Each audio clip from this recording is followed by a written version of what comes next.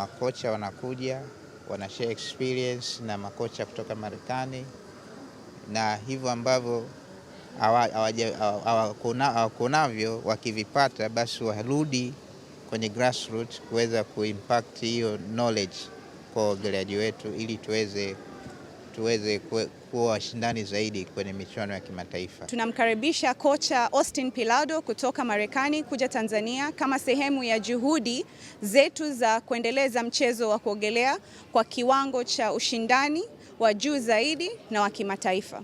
I'm just excited to see the level of talent that's here and just discover some new talent that's rising up.